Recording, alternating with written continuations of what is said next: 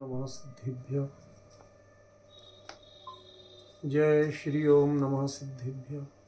विश्व प्रकाशि महिमानममानमेकम् ओम अक्षराद्यखिल वाङ्मय हेतुभूतम् यं शङ्करं सुगतमीशमनीशमाहु अरहन्तमूर्जितमहं तमहं नमामि। यह आचार्य योगेंद्र देव द्वारा विरचित अमृताशीति नामक परम आध्यात्मिक ग्रंथ है। जो प्रकरण अब शुरू हुआ है इतने अंतराल के बाद, ये प्रकरण तकरीबन प्रैक्टिकल अभ्यास का है। सबसे बड़ी समस्या कि इसको अकेले हम पढ़ के काम नहीं चला सकते, और इसके तकरीबन जो अभ्यास हैं उनमें से मुश्किल से आप 10% ही कर सकते हो, 90% कर नहीं सकते हो। क्यों? उसके कारण बताऊंगा। कोई ऐसे काल दोष आदि कारण नहीं कह रहे। जो काल दोष से नहीं हो सकते वो तो अकेले मुश्किल से 20%, बाकी 70% हो सकते हैं। लेकिन नहीं कर सकते क्यों कह रहे, वो सब चीजें आज समझाऊंगा। दिन भर प्रेस में था, छड़ाला का काम पूरा करके आज छपने दे के आया, तो अभी अभी तो आया हूं।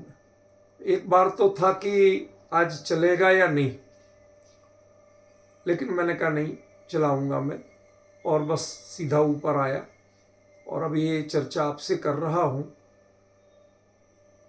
पहले मैंने सोचा था कि नीचे का पढ़ के चर्चा करूंगा, प्रैक्टिकल की बात कल देखेंगे, लेकिन मैंने कहा समझाना तो पड़ेगी, आज करो चाहे कल करो, तो बात आज ही शुरू कर रहा हूं।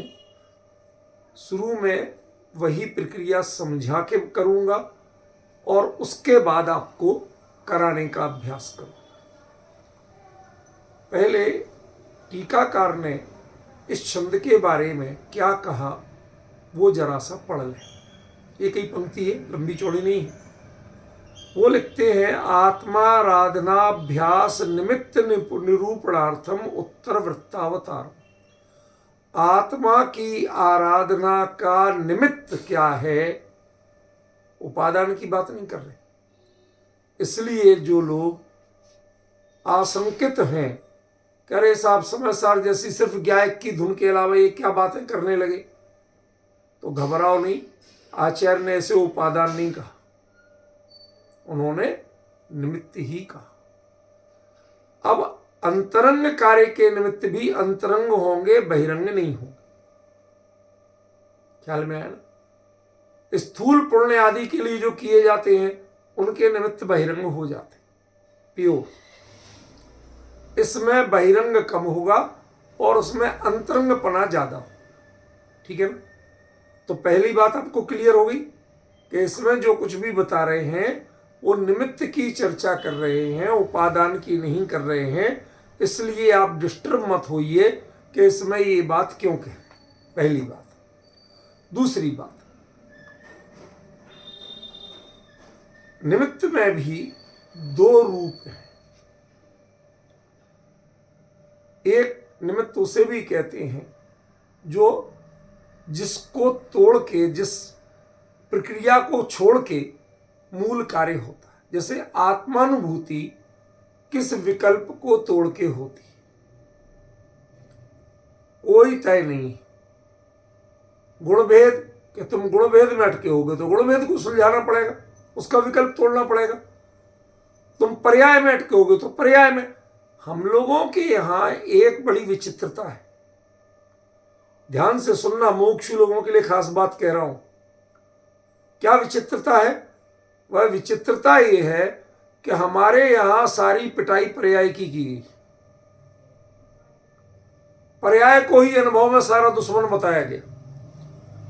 तुम पर्याय दृष्टि छोड़ दो, बस सब कुछ हो जाएगा। लेकिन जब 10 प्रकार के द्रव्यार्थिक न्याय कहे, उनमें जो 3 विशेष शुद्ध द्रव्यार्थिक न्याय कहे, उसमें पहला है कर्मोपाधि निरपेक्ष। माने कर्म के निमित्त से जो परिस्थितियां घटती हैं उनसे पहले तुम निरपेक्ष होना सीखो, उनसे प्रभावित होना बंद करो। यदि इनसे प्रभावित होते हो तो तुम शुद्ध नय की दिशा में ही नहीं जा पाओगे। ठीक है ना। दूसरा है उत्पाद व्यय निरपेक्ष। परिणति में जो भाव आ रहे हैं, जा रहे हैं, आ रहे हैं, जा रहे हैं, इनसे अपने आप को भिन्न देखना शुरू करो। इन भावों के ज्ञाता बनो, कर्ता भोक्ता मत बनो।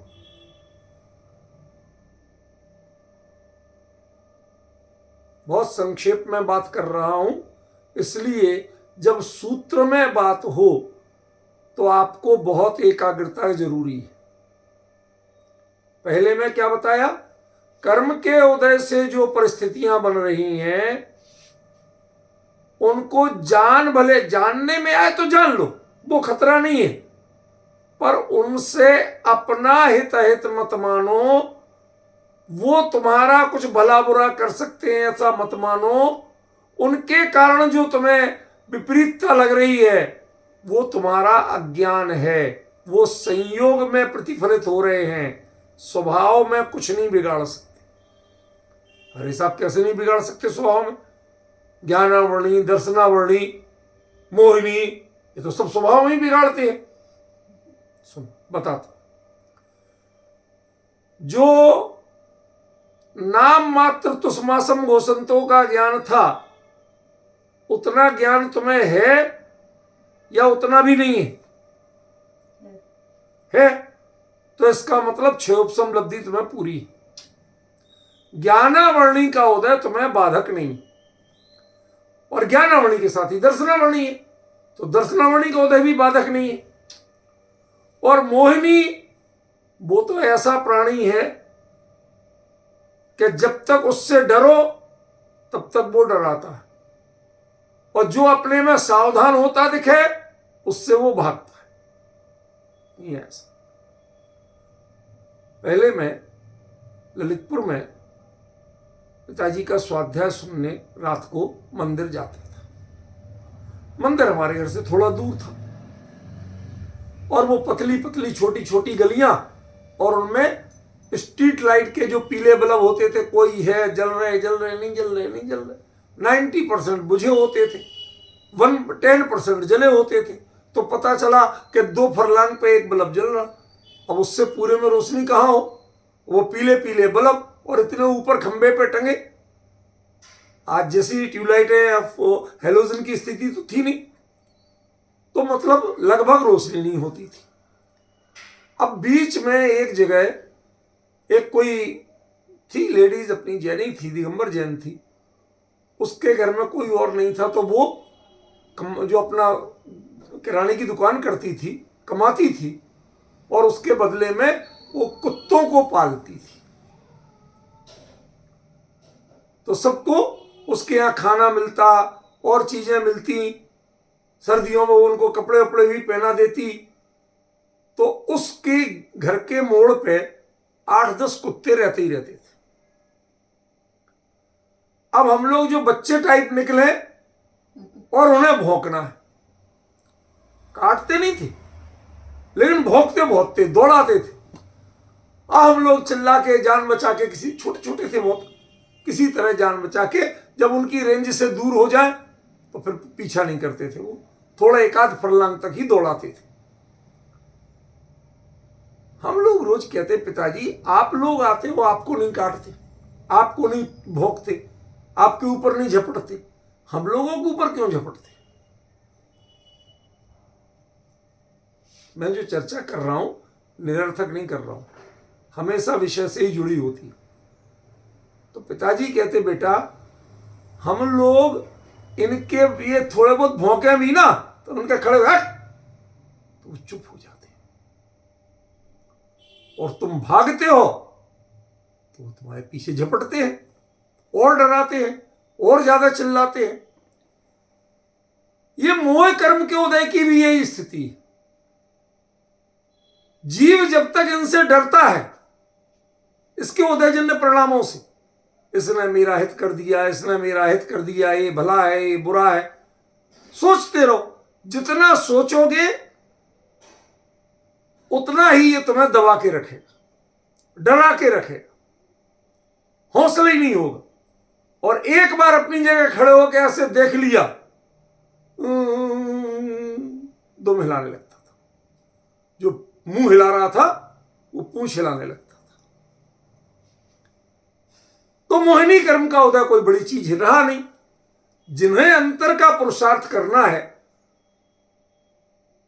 तो, और अंतराय, अंतराय तो भला आदमी करता क्या है।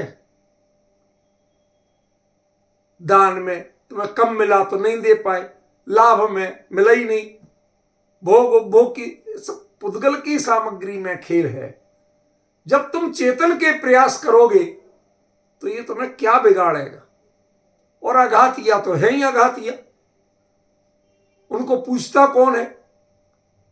इस प्रकार जो कर्म की उपाधि है उससे तुम निरपेक्ष रहना सीखो। निरपेक्ष माने प्रभावित मत हो, ज्ञान का विषय बने ये अपराध नहीं है, तुम उसके ज्ञाता बनो, कर्ता भोक्ता मत। ठीक है, ये पहले ही स्टेज थी। दूसरी स्टेज क्या हुई? तुम्हारे अंतरंग के परिणामों में कभी हो गया किसी से कोई भूल चूक हो गई। तुम्हें एक बात पूछता हूं, कोई एक सज्जन थे, मेरे से बोले कि भाई साहब मेरा ये नियम था, गलती से टूट गया, अब मैं क्या करूं,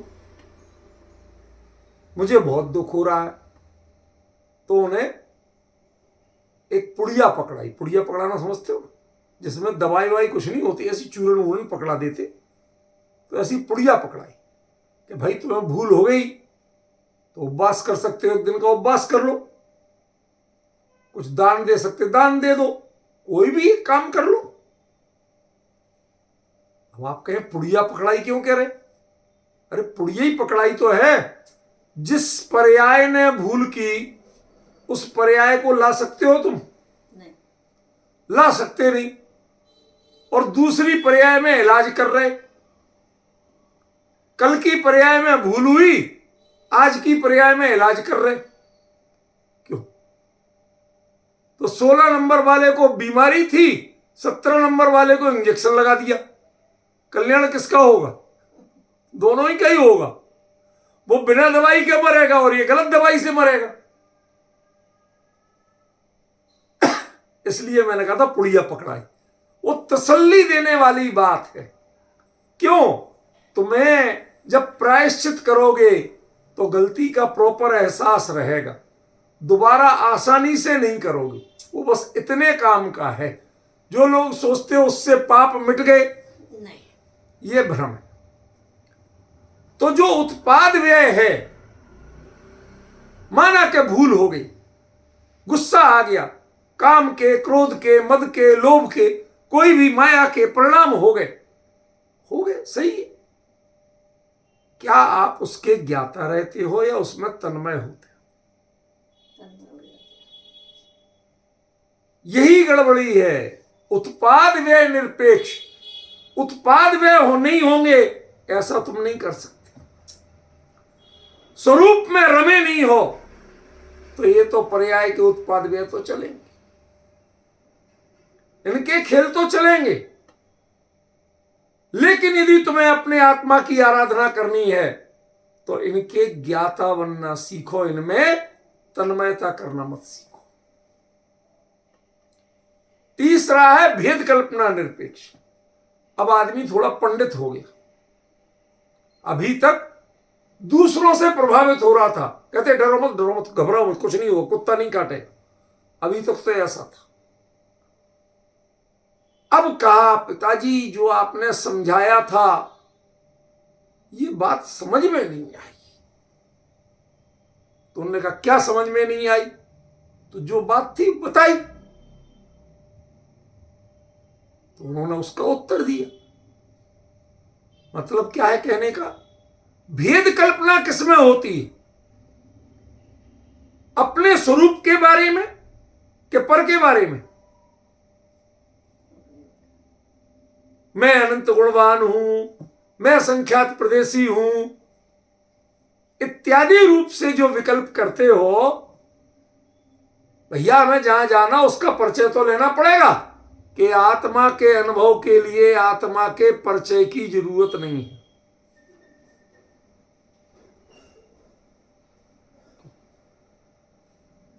जो वैद्य जी ने चूर्ण की पुड़िया दी, उसमें कौन कौन सी दवाई पड़ी, ये जान के खाओगे तो दवाई काम करेगी, और जाने बिना खाओगे तो दवाई काम नहीं करेगी। ऐसा है क्या?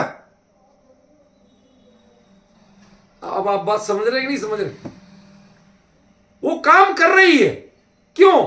क्योंकि पुद्गल का पुद्गल में परस्पर निमित्त नैमित्तिक संबंध बहुत, वो हो रही है उसकी प्रतिक्रिया, वो उसका स्वभाव है। समझ गए? अब तुम त्रिफला चूर्ण गर्म पानी से खा लोगे तो पेट तो खलबला के साफ होगा। अब आपको, हमें तो पता नहीं था, नहीं पता था तो क्या हो गया, वो तो काम करेगा। समझ गए ना? तो जो कुछ भी आपने सीखा है, जो कुछ भी आपने समझा है, उसके बारे में अब आपने विचार करना शुरू किया, अब थोड़ी पंडिताई शुरू की। इसमें त्रिफला में 3 चीजें होती, हरड़ भी, बहेड़ा भी, आंवला भी। 3 में से कौन सी चीज कितना काम करती? हरड़ का काम क्या है कि पेट साफ करना, बहेड़ा का काम क्या है कि रक्त शुद्धि करना, और आंवले का काम क्या है, जो रक्त में उष्णता बढ़ रही है उसको बैलेंस करना, पित्त को बैलेंस करना। अब आप क्या कर सकते हो कि अब आप अपनी स्टडी करो। क्या स्टडी करो? कि तुम्हें अकेला पेट साफ नहीं हो रहा है, तुम्हें खून साफ नहीं है, फोड़े फुंसी बहुत होते हैं, या तुम्हारे लिए पित्त बढ़ता है तो उससे डकारें, गैस, दुनिया भर की समस्याएं होती। तय करो क्या ज्यादा। अब बना बनाया त्रिफला मत लो, अब त्रिफला अपना बनाना। यदि तुम्हें पेट गड़बड़ रहता है तो हरड़ की मात्रा थोड़ी बढ़ा दे। यदि खून साफ नहीं है तो बहेड़े की मात्रा थोड़ी बढ़ा देना। यदि रक्त में उष्णता, एसिड की स्थिति ज्यादा है तो आंवले की मात्रा थोड़ी बढ़ा देना। इसका मतलब क्या हुआ कि आप किस चीज का विचार करो, अपने स्वरूप के बारे में कैसा चिंतन करो कि जहां तुम अटक रहे हो उससे सुलझने का प्रयास कर। यही हुआ ना? तो बताइए कौन से विकल्प से छूट के आत्मानुभूति होती है? कहते हम क्या बताएं कौन से विकल्प से होती है? तू जहां अटका होगा उस विकल्प को छोड़ के होगी। हमें क्या पता तू कहां अटका? हर एक के शरीर की प्रकृति भिन्न भिन्न है, जिसमें जिसकी बीमारी ज्यादा हो वो दवाई खाना पड़ेगी। एक सिंपल सी बात। ये त्रिफला तो कहने की बात है, समझ गया ना? त्रिफला कोई अपने आप में दवाई नहीं है, ये तो वैद्य परख के देता है कि कौन सी चीज देना, कैसे देना, उससे इलाज होता। ठीक है ना? तो अब जरा ध्यान से सुनिए कि भेद कल्पना निरपेक्ष, इस लेवल तक तो हम पहुंचना चाहते हैं, लेकिन इन तीनों में ही, तीनों शुद्ध नयों में एक चीज बहुत महत्वपूर्ण है, और वो क्या है? क्या आप इन तीनों के ज्ञाता बनने की स्थिति में हो? आत्मा के ज्ञाता नहीं, पहले आप अपने आदत तो डालो कि आप अपने परिणति के ज्ञाता बनते हो क्या कर्ता भोक्ता बनते हो? जरा सा गुस्से का विकल्प आ गया और तुरंत गिल्टी करो, अरे साहब कहां से नमो रिंतल नमो सिद्धार्थ नमो आर्य, बहुत गलत हो गया, अनंत सिद्ध अनंत सिद्ध। ये क्या है? ये तुम जान नहीं सकते हो उसको। डिस्टर्ब होते ही होते हो, तो फिर तीनों नए किस काम के शुद्ध ने? पढ़ तो लिया, परिभाषा तो जान ली, प्रयोग कैसे करोगे? बात समझ में आ रही रूपल में क्या कह रहा हूं? नयों को आपने जान लिया, नए क्या, वो तो उसी मूल तत्व तक पहुंचाने के लिए छोटे छोटे विकल्पों को तोड़वा रहे हैं और कुछ नहीं कर रहे। ठीक है ना, वो खुद ही एक विकल्प है। लेकिन वो कहते हैं जैसे बोल के मौन का महत्व बताया जाए, नए ऐसी चीज है क्या? बड़ा सही दृष्टांत दिया मैंने। बोल के मौन के महत्व पर 1 घंटे का व्याख्यान रखा जाए, क्या कहोगे इसे? कितनी समझदारी है इसमें?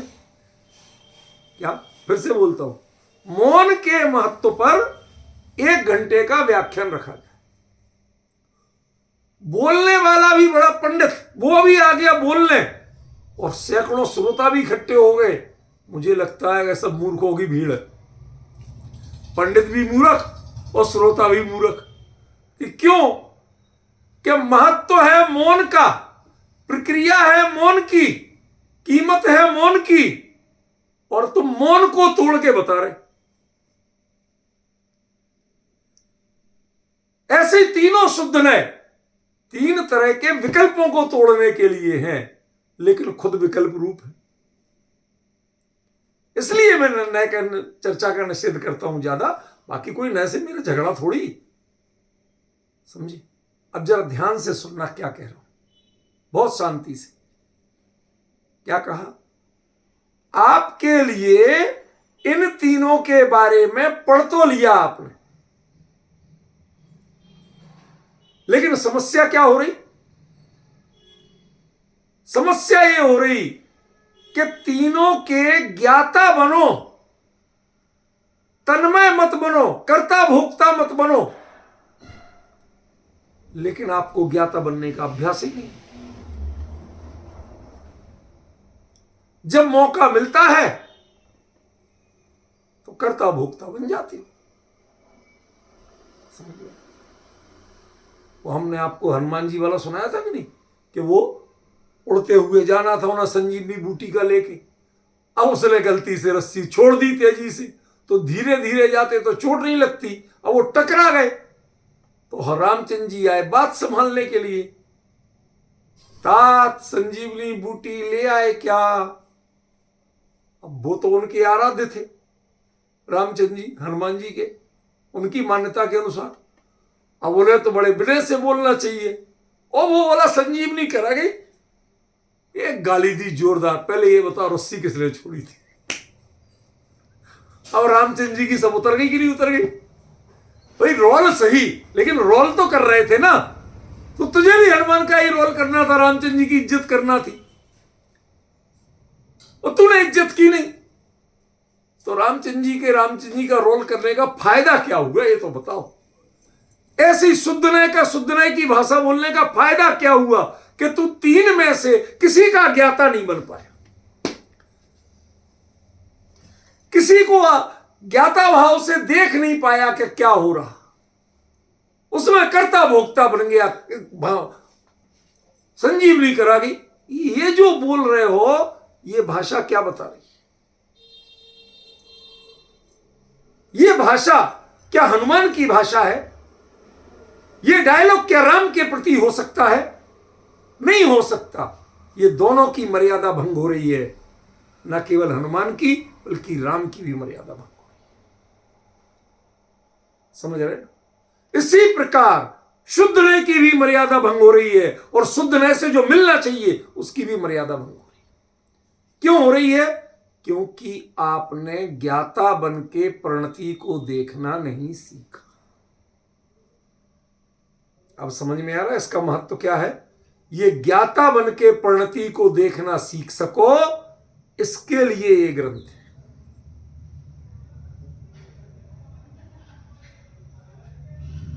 अब कुछ लोगों को कैसे अनुभव हो गया, उनने क्या किया था, उनके लिए तो अमृता सीधी मिली। देखो भैया, कई बार कुछ नहीं करते हुए भी किसी को बहुत बेशकीमती रत्न मिल जाए। मैंने आपको बताया था, स्वीडन की घटना है। एक लेडी बेचारी क्लर्क थी छोटी सी, वो शाम को लौट रही थी ऑफिस से, तो वहां भी फुटपाथ पे बिकती हैं चीजें, तो कोई चद्दर बिछाए और सेकेंड हैंड पुरानी सादा अंगूठियां जो सस्ती वाली होती वो बेच रहा। अब उसने कहा चलो भाई, हम कभी सुनार की दुकान से तो खरीद नहीं सकते ज्वेलर से, चलो यही पहन के शौक कर लेंगे। अब लेडीज को तो सजने का शौक होता ही। तो एक अंगूठी ठीक सी दिखी, अच्छी चमकदार नग लगा था, उसने ले ली। कुछ दिन पहन ली, पहन के मन भर गया। अब मन भर गया तो उसको पता नहीं क्या सूझा कि इसका पत्थर बहुत चमकता है, पूछे जरा। तो जौहरी के पास बड़े शोरूम पे गई, ढंग के कपड़े उपड़े पहन के, बाल वाल बना के, और कहती सर हमें ये सेल करना है। उसने देखा, अंदर गया और उसको क्लीन करके सारा समझ के फिर बाहर आया कि मैम इसका पेमेंट मैं परसों कर पाऊंगा। क्यों? पेमेंट कुछ ज्यादा है। कई कितने? उनकी भाषा में लगभग 37 लाख। अब इतना मैं कैश कैरी नहीं करता, आपको तो कैश में चाहिए। वो जमाना भी वो था कि कैश ही में मिलता था, ये ऑनलाइन पेमेंट के जमाने नहीं था। अब वो चौंकी कि मैं जिसको 10 सेंट में खरीद के लाई थी वो 35 लाख रुपए की है। उसको विश्वास ही नहीं हो रहा।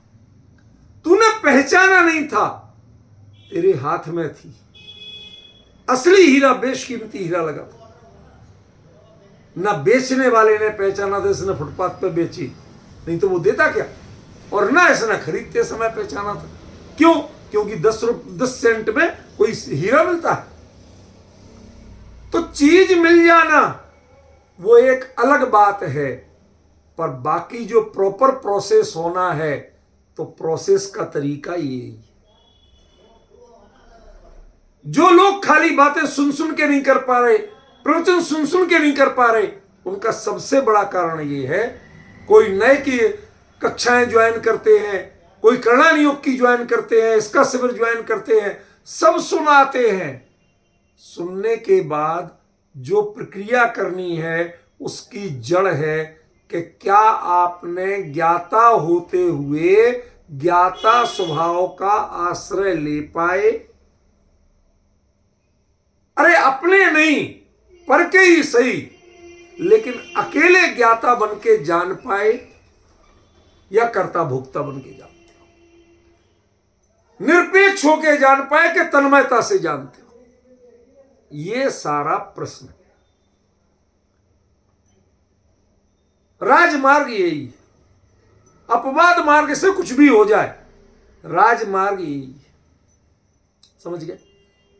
जब आपको तत्व निर्णय करने होगा, टोडरमल जी कहते देखो तत्वाभ्यास की महिमा, तो तत्वाभ्यास करो तो सही। अभी तो तुम्हें समझ में ही नहीं आ रहा, ठीक है ना? उसके लिए क्या बताया? लब्ध्वा ततः दशम मार्ग वरोपदेश। ज्ञानी गुरु उन्हीं परिस्थितियों में आंख खोल के देख रहे हैं, सब कुछ कर रहे हैं, लेकिन उससे प्रभावित नहीं होते। हमारे मंदिरों में उन मुनिराजों के चित्र नहीं लगे होते जिनके लिए इंद्र चमर डुला रहे होते। उनके लगे होते हैं किसी की देह को स्यार नहीं खा रही है, किसी को शेर नहीं खा रही है, किसी के सिर पे अंगारे जल रहे हैं, क्यों? किसी को लोहे के आभूषण पहनाए गए, तब एक से एक हरकतें हो रही। क्यों? मुनिराज उस समय ध्यान में लीन होकर केवल ही नहीं हो गए थे सारे, फिर भी शांत क्यों थे? कि वो उसे देख रहे थे। कैसे? कि जैसे पड़ोसी को इंजेक्शन लग रहा हो तो आप देख लेते हो, लेकिन जब खुद को लगता है तो आपको थोड़ी बहुत तो होती है। होती है ना रूपल में? वही बात कह रहे हैं, पड़ोसी को लग रहा है ना, तुम्हें कब लग रहा है? सियारनी जिसे खा रही है वो पड़ोसी को खा रही है कि तुम्हें? ये है कमी, ये है कमी। जब तक इसको भिन्न जान के ज्ञाता नहीं बनोगे, तन्मयता नहीं छोड़ोगे, लब्ध्वा ततः दसम मार्ग वरु, उनसे जानना, उनकी आराधना से जानना, जिनकी आप आराधना पूजा सब कुछ करते हो, वो क्या विचलित हुए? ना वो कर्म की उपाधि से विचलित हुए, ना किसी परिणाम से विचलित हुए, ना किसी तत्व चिंतन से विचलित हुए, डिस्टर्ब हुए। कोई चीज उनके ज्ञातापने को खंडित नहीं कर पाती है। अनुभव के काल में नहीं रहते हुए भी, अनुभव से बाहर रहते हुए भी वो पर की परिणति से प्रभावित नहीं होते हैं, उसको जानते हैं। उपयोग शुद्धता में नहीं है, लेकिन शुद्धता से कम भी नहीं। डिफरेंस समझ गए क्या? उपयोग शुद्ध में नहीं है, शुद्ध रूप, लेकिन शुद्ध से कम भी नहीं है। एक दृष्टांत दूं छोटा सा। लोग बात कहते, भाई साहब बढ़िया मामरा बादाम 8 बादाम भिगो के खाया करो, बहुत ताकत देगी। वैद्य के पास गए, महाराज हमारे पास तो इतने मामरा बादाम खरीदने के पैसे ही नहीं। क्या ले सकते हो? मूंगफली ले सकते हो? हाँ साहब वो ले सकते। कहते मूंगफली भी भिगो के खाओ गुड़ से, उससे ज्यादा ताकत देती। और ये रियलिटी है, ये फैक्ट है। समझ गए? अंतर क्या पड़ता है कि बादाम में एक टेस्ट होता है, वो भीगा हुआ कच्चा खाओ तो कचास नहीं लगती, और मूंगफली कच्ची खाओगे भिगो के तो कचास लगती। वो बोला भाई साहब मूंगफली खरीदने के भी पैसे नहीं है। कहते चने के तो हैं। हाँ, चना भिगो के खाओ, काला चना, और खूब चबा के खाना, वो मूंगफली से भी ज्यादा ताकत देगा। तुझे मतलब ताकत से है कि तुझे मतलब बादाम से? ऐसे ही तुम्हें जानना है कि किसको जानना है, तुम्हें महत्वपूर्ण है कि ज्ञाता भाव महत्वपूर्ण। यदि ज्ञाता भाव महत्वपूर्ण है तो कीप प्रैक्टिस इस तरीके से। तुमने आज तक शरीर की तन्मयता को छोड़ा ही नहीं। जब शरीर से भेद विज्ञान की बातें करते हैं, लेकिन वो शब्दों में खेलते हैं। वीर रस का कवि धूम धड़ाके से, जोर से, होंठ फड़क रहे, भुजाएं फड़क रही, कविता पढ़ रहा था मंच पे। एक धक्का और दो, पाकिस्तान तोड़ दो, पढ़ रहा था। इतने में एक चूहा निकला और वो घबरा के मंच से कूद गया। अब बताओ कौन से रस का कवि है? मेरा प्रश्न समझ में आ रहा है कि नहीं आ रहा है? सुभाष जी, प्रश्न समझ में आ रहा है कि जो एक धक्का और दो, पाकिस्तान तोड़ दो की बात कर रहा था, टैंक चले आए मेरे सीने पे, मैं अपना सीना अड़ा दूंगा, लेकिन पाकिस्तान को अपने देश में, अपनी मिट्टी पे कदम नहीं रखने दूंगा। टैंक की बात कर रहा था और यह चूहा निकल गया तो भरे मंच से नीचे कूद गया, चाहे भले ही पैर टूट जाए। ताकत कितनी है तेरे में? मन की ताकत कितनी है? मनोबल कितना है? ऐसे ही पंडित लोग भाषण बहुत अच्छा देते हैं, लेकिन प्रयोग विधि करना नहीं जानते। ये ग्रंथ प्रयोग विधि का, ठीक है ना? तो सबसे पहले क्या करना? सबसे पहला काम कि 5 इंद्रियां, मन वच काय 3 बल और श्वासोच्छ्वास, इनसे तन्मयता छोड़ो, इनके भी ज्ञाता बनो। शरीर में कंकड़ चुभा, नाक पे मक्खी बैठी, सुपरमैन सामने देखना, ऐसे करना, उस मक्खी को आराम से देखना वो कहां कहां चल रही, फिर धीरे से इधर जाके घुसने लगी।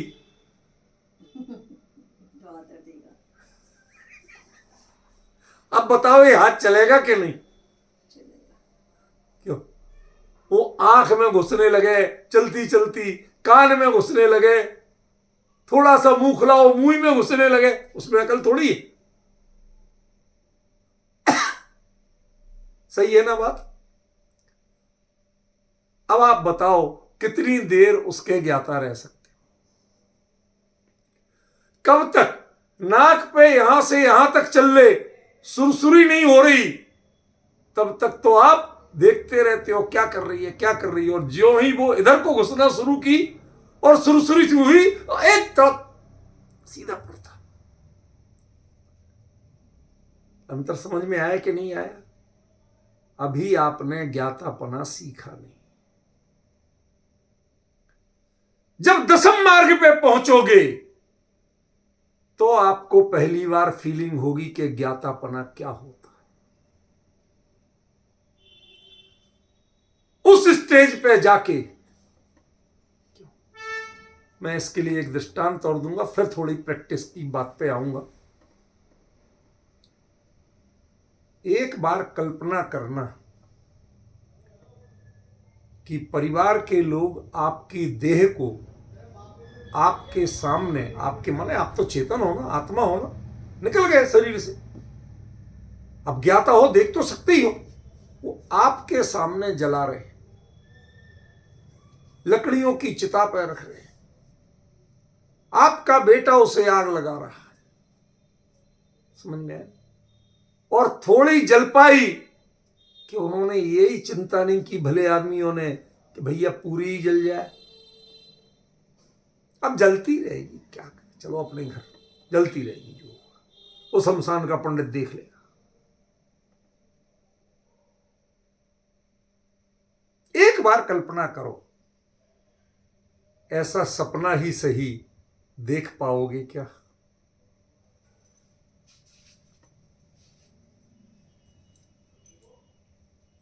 शब्द ध्यान देना मेरे, सपना ही सही देख पाओगे क्या, यह प्रश्न है मेरा। क्यों? क्योंकि अनादिकाल के अभ्यास के कारण पांचों इंद्रियां, मन वचन काया और श्वासोच्छ्वास, इनमें ऐसी तन्मयता जुड़ी हुई है कि इनसे हटके हमने अपने जो ज्ञा स्वभाव है, ज्ञाता स्वभाव है, उसके रूप की परिणति कभी देखी ही नहीं।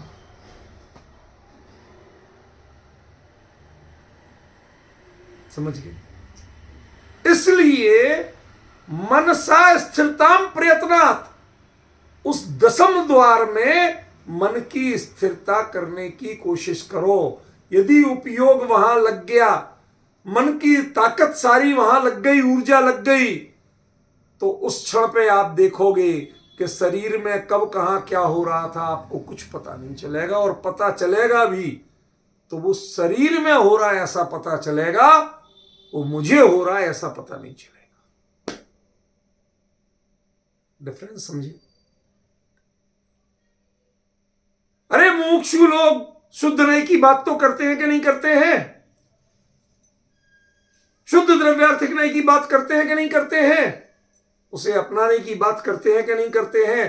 करते हो तो बोलने से नहीं अपना पाओगे, पढ़ने से नहीं अपना पाओगे, रटने से नहीं अपना पाओगे।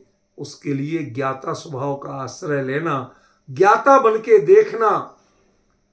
ये प्राणायाम वाले कहते हैं सांस को आते जाते देखो।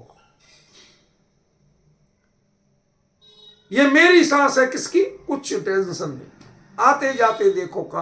अभी तो हम सांस लेते हैं, हमें पता ही नहीं कि बाईं ओर से जा रही है कि दाईं ओर से, जा कहां से रही है, निकल कहां से रही है, हमें पता ही नहीं, लेते रहते। इसका मतलब अभी तक आपने सांस को लेने का पता नहीं किया। आप उसके ज्ञाता तन्मय इतने हो कि हाँ साहब हो रही है, चल रही है, ठीक चल रही, उसको भी जानने की हिम्मत नहीं। तो वो कहते थोड़ा सा अलग खड़े होके जानने का अभ्यास डालो। ठीक है, इसके लिए जो प्रक्रिया सिखाना थी वो मैं आपको पहली स्टेज पे बताता हूं।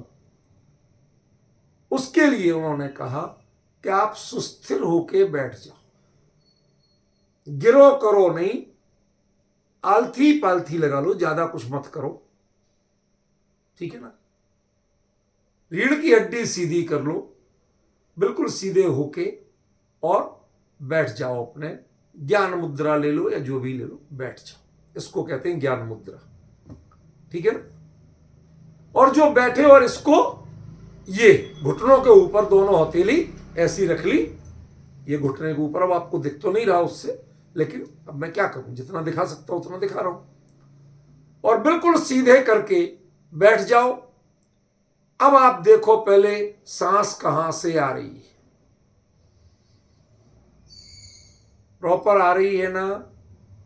आप रोज सांस लेते हो, 24 घंटे सांस लेते हो, लेकिन पता अब चल रही है कि सांस कहां से ले रहे हो।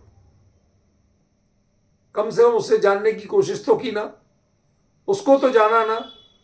अब जो जाना, उसके बाद इस श्वास को अपने पेट में वायु आदि विकारों को से बचते हुए थोड़े शांत सुस्थिर होके बैठो।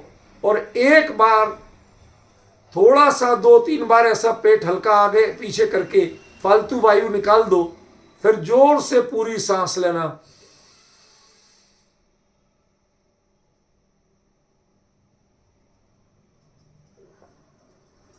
धीरे से उसे छोड़ दे, फिर लेना, फिर छोड़ देना, फिर लेना, फिर छोड़ देना। 3 बार जब कर लो, उससे ये श्वास का जो नाभि से लेके इधर तक का जो सिस्टम है, जहां तक श्वास जाती है, वो उसका रास्ता थोड़ा सा आपके ध्यान में आ जाएगा। पता चलेगा कि सांस यहां तक पहुंची कि नहीं, यहां अटकी कि कहां अटकी, कि गले में कहीं खुखू हुई, पता चलेगा कहां अवरोध है। यदि कहीं अवरोध नहीं लग रहा, खांसी वासी कोई परेशानी नहीं लग रही, तो उस स्थिति में अब आप समझिए रहस्य कि तीर्थंकर की जो ध्वनि है उसे ओंकारमयी ध्वनि क्यों कहा जाता है। ये ओम एक ऐसा अक्षर है जो पहले तो प्राणवायु को पूरा ओ जो खुला है ना मुंह, सीधी अंदर जाती है और पूरा बंद कर देती है, इनको लौट के आने का रास्ता बंद कर देती है। इस ओम ध्वनि का, वो तीर्थंकर की वाणी है, कोई चमत्कार नहीं है। यहां पर चमत्कार दूसरा, इसका सिंपल फंक्शन है। ओ जैसे कोई और वर्ण नहीं है जिसको बोलने में आपको सीधी सांस अंदर जा सके, प्राणवायु सीधी अंदर जा सके, कोई डिस्टरबेंस नहीं हो, ऐसा कोई वर्ण है तो वो है ओ। और फिर उसे रोकने के लिए मां से बढ़िया कोई वर्ण नहीं है। क्यों? क्योंकि निकलने का रास्ता भी मुंह है, आया मुंह से तो जाए, तो उसको वहीं पर सील कर दिया। ठीक है, तो ओम जो ऐसे बोला, पूरे जोर से सांस लेके दी। आपको ऐतराज नहीं हो तो मैं बोल के बताऊं, और नहीं तो खाली बोल के बताऊं। देखो जरा उसी मुद्रा में आके थोड़ी सी प्रैक्टिस करना।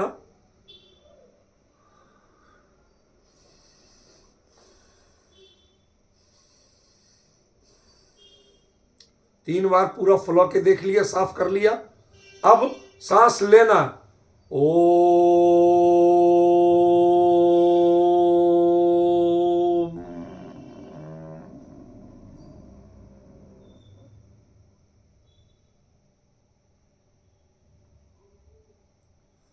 सांस नाक आदि से कब निकल जाएगी आपको पता नहीं चलेगा, पर मुंह से नहीं निकालना।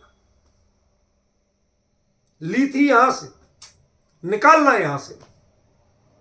ठीक है, इससे आपकी जितनी इंद्रियां हैं वो उनसे रास्ता खोजती है। जैसे आप मेन जो छत की नाली है उसे बंद कर दो और पानी जोर से बरस रहा हो, तो वो जहां सांद दरार जहां मिलेगी वहां से निकलेगा, रास्ता खोजेगा। ऐसे ही ये वायु भी रास्ता खोजेगी, और जब ये मुंह से नहीं निकल के, ज्यादा नाक से भी नहीं निकल के, तो ये कान से, आंख से, सब जगह से निकलना शुरू करती। आपको ऐसे पता नहीं चलेगा। तो धीरे धीरे इंद्रियां खुलेंगी। कान में क्या हो रहा है आपको कान के भीतर सुनाई देगा। आंख में क्या हो रहा है, उसकी पुतली के अंदर क्या हो रहा है, इसका स्पंदन पता चलेगा। बस जानना है और कुछ नहीं करना। धीरे धीरे जब तीसरी बार, चौथी बार, पांचवी बार में जब तक आप यही ओम की प्रक्रिया करें, और जो मापे जितना लंबा सके, और जब यहां पर इस पॉइंट पर आपको कुछ ऐसा स्पंदन फील हो कि वायु इधर से भी नहीं निकल रही, इधर से भी नहीं निकल रही, इधर से भी नहीं, वो आके यहां धक्का मार रही, इसका मतलब आपकी पूरी नाड़ियां खुली हुई, कहीं ब्लॉकेज नहीं। और इस 5, 6, 7 बार में जब यहां लगने लगे, उसके बाद आप बिल्कुल शांत भाव से, ध्यान मुद्रा जैसी होती है भगवान जैसी, वो बैठ के और अपने परिणाम का चिंतन करो। देखो, उसे बदलना नहीं है। क्या चल रहा है, कहां खड़े हो आप, खड़े हो माने जगह नहीं, जिस भूमिका में, जिस भावों में हो, उसको शांति से जानना, गिल्टी नहीं करना कि अपराध हो गया, हर्ष नहीं करना कि बहुत पुण्य के भाव हो गए, हमने तो भगवान का प्रक्षाल कर लिया, कुछ नहीं, सिर्फ जानना। जब ये सक्रिय होगा तो आप जानने में समर्थ बनोगे, अन्यथा तन्मयता रहेगी, उसके कर्ता भोक्ता बनोगे, आप ज्ञाता नहीं बन पाओगे। समझ गए? अब ठीक है, देहाश्रित है, मैं मान रहा हूं, और यहां साफ लिखा है कि निमित्त है, ये उपादान नहीं है। समझ गए ना? लेकिन जैसे चश्मे के, जिसको लगता है दूर का, तो चश्मे के बिना वो नहीं देख पाता। साहब, आत्मा का तो ज्ञाता स्वभाव है, ज्ञाता दृष्टा आत्म राम, तो चश्मे का है फिर क्या काम, बताओ ना। ज्ञाता दृष्टा आत्म राम, तो चश्मे का है फिर क्या काम। और जिनको कान की मशीन लगी है, तो ज्ञाता दृष्टा आत्म राम, कान की मशीन का फिर क्या काम। लेकिन आप इन सब का उपयोग करते हो कि नहीं करते हो? ये पूरे शरीर के इंटरनली जो ज्ञान तंतु है, उसको जागृत करके, थोड़ा रिपेयर करके, ताकि आप स्वस्थ होके बैठ सको। स्वस्थ माने शरीर स्वस्थ नहीं होता है, स्व में स्थित, हम अपने आप में, मैं ज्ञाता हूं और मैं इसको जान रहा हूं। एक ने गंदी से गंदी गाली दी और मैं उसे आराम से जान रहा हूं। इसने मुझे गाली दी, इसने मेरा अपमान किया, दुनिया में मेरी बेइज्जती हो गई।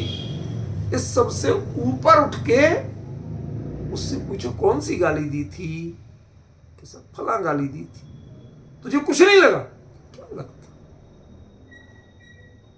उसने प्रशंसा की थी, वो भी शब्दों में ही थी, उन्हीं वर्णों की बनी थी जिन वर्णों की गाली बनी थी।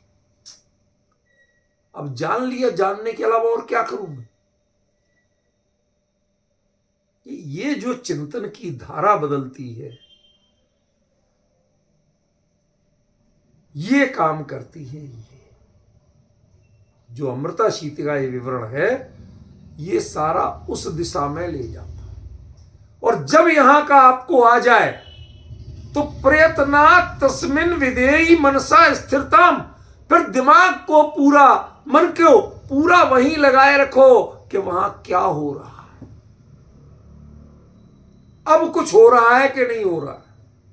जैसे पहले सांस पे लगाया था, तो पता चल रहा था हाँ वाकई में हम नाक से ही सांस ले रहे हैं, नहीं तो पहले होश कहाँ था कहां से सांस ले रहे हैं और ले भी रहे कि नहीं ले रहे, चलती रहती। अब हमने जाना तो सही, ऐसे ही जितना यहां आप जानने का कोई जरूरी नहीं कि एक दो दिन में हो जाए। क्यों? क्योंकि जब तक ये जो मां का कंपन है अंदर में वाइब्रेशन, वो वाइब्रेशन यदि जितने भी नाक में, नाक के ऊपर इधर कहीं भी ब्लॉकेज होगा म्यूकस का, बलगम आदि का, तो नहीं जाएगा। उसके लिए आप स्टीम आदि लेके थोड़ा बहुत सिस्टम को क्लीन करो, समझे? और जब वो वहां तक जाए और जो पकड़ में आए वहां स्पंदन, कहते तस्मिन विधेहि मनसा स्थिरताम प्रयत्नात्। अब तुम प्रयत्न करो कि तुम्हारे लिए नाक पे मक्खी बैठी तो उसको नहीं जानना, अब यहां क्या हो रहा वही जानना है। समझ गए? जैसे व्यापारी को धन सबसे प्रमुख है, आमदनी सबसे प्रमुख है, तो जो राजनीतिक मंचों पे हिंदू मुसलमान सिख ईसाई सब करते हैं, जब उनकी दुकान पे वो लेने वाला आता है तो उसको आओ भाई साहब, सलाम भाई साहब, बैठो भाई साहब, सत श्री अकाल भाई साहब, बैठो भाई साहब, क्या चाहिए हुक्म करो, आप अभी हाजिर करते हैं, चाय वाय क्या लेंगे। ये सारे जो आपका व्यवहार बदलता है वो क्यों बदल रहा भैया? क्योंकि आपको अपना प्रयोजन सिद्ध करना है। अब बेटा कह रहा कि पापा ये तो मुसलमान है, नॉन वेजिटेरियन है, ये तो नमाज पढ़ता, इसको आप भाई साहब करके बोल रहे हो। कहते बेटा मैं इसको नहीं बोल रहा। अरे बोल तो रहे हो। नहीं, मैं तो रुपया के लिए बोल रहा हूं। ये जब तक लेने के मूड में है तब तक ये मेरा भैया है, पर मेरा सबसे सगा भैया तो रुपया है। वो जब लेने के मूड में नहीं है, भाई साहब टाइम खराब मत करो, जाओ और कहीं देख लो, फिर सारा भैया भैया निकल जाता। तो जैसे आपने अपना प्रयोजन प्रमुख रखा तो उसके अनुसार ही परिणति बदलती है। ख्याल में है? तो अब आप यहां के लिए उपयोग को प्रधान केंद्रित कर लो, बस यही देखना और कुछ नहीं देखना। जैसे व्यापारी को पैसा और कमाई देखना, कुछ नहीं देखना, ना वो जात देखता, ना धर्म देखता, ना नहाया देखता, ना बिना नहाया देखता, कुछ नहीं देखता। समझ में आया? हमने देखा गांव में, हम लोगों के घर में तो कोई आस पड़ोस में भी बीड़ी पीता मिल जाए तो उससे पंगा हो जाए, और वो जितने गांव के आदमी आते थे वही गांव की खरीदारी थी, तो वो सबके सब बीड़ी पीते थे। और उल्टी बात, अब जरा आप लोग क्षमा करना हमारे लिए, उल्टी बात क्या होती थी कि उनके लिए ये रूढ़ी थी। आज से करीब 45-50 साल पुरानी बात बता रहा हूं, बल्कि 55 साल पुरानी बात बता रहा हूं, आज की नहीं कह रहा हूं। उस समय रूढ़ी थी, वो कहते थे भूत को अगरबत्ती, आदमी को तेंदू की पत्ती। ये कहावत चलती थी। जैसे भूत को प्रसन्न करना है तो कहते अगरबत्ती लगा दो, और जो ये आदमी आया तो उसको सबसे पहले तेंदू की पत्ती माने बीड़ी पकड़ाते थे। भाई साहब उन्होंने तो बीड़ी नहीं पिलाई थी, जैसे आजकल आप चाय कहते हो ना, ऐसे पहले चलता था, सम्मान था। तो दुकान हमारी, हम लोग कभी छूते नहीं, और वो दर्जी बैठता था बाहर, बताइए कहते यार ले लेना मेरे थोड़ा पैसे, दूध पिला दे। क्यों? ये भी भाग जाएगा, दूसरी दुकान पे जाएगा, क्योंकि वो पिलाने तैयार बैठा। अब इनके लिए तो सम्मान की बात है कि जिसने बीड़ी नहीं पिलाई। अब बताओ, जिनको धुआं बर्दाश्त नहीं, बस में बैठे तो ऐसे आदमी के बगल में बैठना बर्दाश्त नहीं, और उनसे आराम से बात करते हो, उनको पीने देते हो। पिताजी से आप कैसे बर्दाश्त कर लेते हो कि बेटा मेरी दृष्टि पैसे पे रहती है, कमाई पे रहती है, इन पर मैं ध्यान ही नहीं देता, जानते हुए भी कि हमारे सामने पी रहा है, आग जलाई है, उसमें बीड़ी में आग लगाई, धुआं निकालना, सब कुछ कर, पर मैं उस समय उसका ज्ञाता रहता हूं, मेरा लक्ष्य तो अकेला पैसे। ऐसे ही जब आप अपने स्वरूप का अनुसंधान करने लगो तो बीच में जो कुछ दिखे इनके तटस्थ ज्ञाता बनो, इनमें जुड़ाव नहीं करना। और ज्यों ही स्वरूप की दिशा मिले उसमें तत्पर होके आगे बढ़ जाने।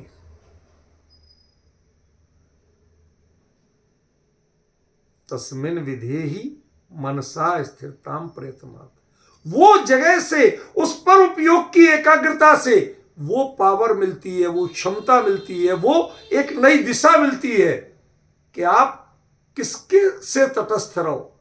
संसार में राग की एक जाति से आपको अपनापन है और दूसरे से नहीं है, तो आप अपनेपन को देखते हुए जैसे दूसरे से तटस्थ हो लेते हो, लेकिन अपने अंदर की प्रणतियां, काम की, क्रोध की, मोह की, लोभ की, मायाचार की सब जगती है, हिंसा, झूठ, चोरी, कुशील, परग्रह, इनके क्या वैसे ही तटस्थ ज्ञाता रह पाते हो जैसे उस समय के दुकानदार जिनके घर में कभी बीड़ी का एक जो रैपर होता ना वो दिख जाए तो घर में पेनल्टी लग जाए। इतनी विकट स्थिति कहां से आ गया, घर में दिखा कैसे, झाड़ू में भी नहीं निकलना चाहिए, समझ गए। इतनी शुद्धता की मान्यता और वो खुद पिला रहे,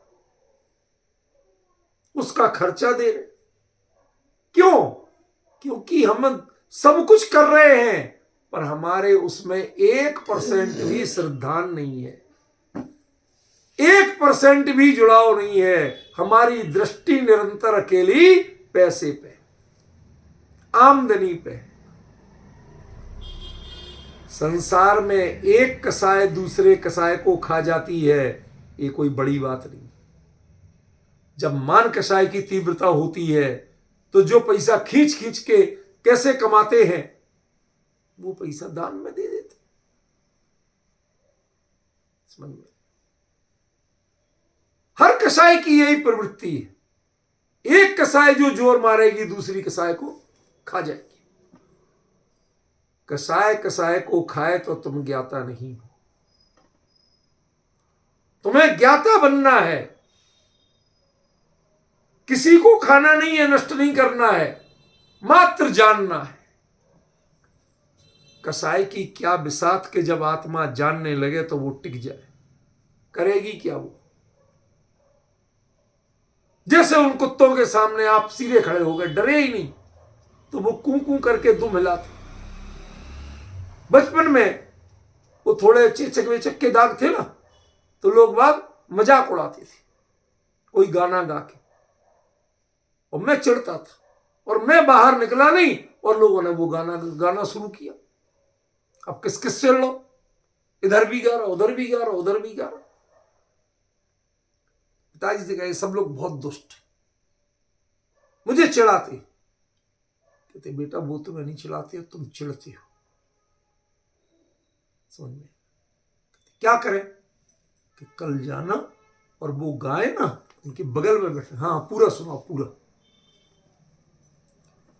2-1 दिन ऐसा किया, लोगों ने चिढ़ाना बंद कर दिया। क्यों? अरे तू चिढ़ता ही नहीं है, तू चिढ़ा के क्या करेंगे। चिढ़ो तो चिढ़ाया जाए। ये कषाय तभी तक कषाय है जब तक ज्ञान अपनी ज्ञाता वृत्ति छोड़ के इनमें कर्ता भोक्ता वृत्ति करता है, तब तक कषाय क्या कषायपना सार्थक होता है। और जिस क्षण ये चेतन इसकी परिणति का ज्ञाता बनने लगे तो कसाय जली हुई रस्सी के समान बेकार हो जाती है, किसी काम की नहीं रह जाती। किसी के सामने आपने गुस्सा किया और उसको वो मुस्कुराता था, किसी के आत्मसम्मान पर चोट पहुंचाई, गाली दी और वो मुस्कुरा रहा। कितने दिन दोगे भाई साहब, कितनी बार गुस्सा करोगे, कितनी बार गाली दोगे। आप ही शर्मिंदा होके लौटेंगे, आपकी वो गाली और गुस्सा सब निरर्थक हो गया। कसाय का वेग निरर्थक होता है यदि आप ये प्रक्रिया अपनाते हैं। लेकिन हमें इतना कंट्रोल ही नहीं आता। वो कंट्रोल सीखना है तो उसकी कला क्या है? उसकी कला है तस्मिन विधेयी मनसा स्थिरताम प्रयत्नात्। पहले तो वहां तक पहुंचो और फिर धीरे धीरे उसकी लत लगाओ, उसमें उपयोग लगाना शुरू करो। जब वो प्रक्रिया करोगे तो धीरे धीरे धीरे धीरे आप देखोगे कि आप अपने काम क्रोध आदि के भी ज्ञाता बन सकते हो, जान के रह सकते हो। ज्ञाता माने वीतरागी नहीं है, राग है, लेकिन फिर भी आप उसको तटस्थ बन के जान सकते हो, उसमें तन्मय बन के नहीं जानोगे। ये इसका सबसे बड़ा अंतर होगा। बाकी का अर्थ कल करेंगे। आज का समय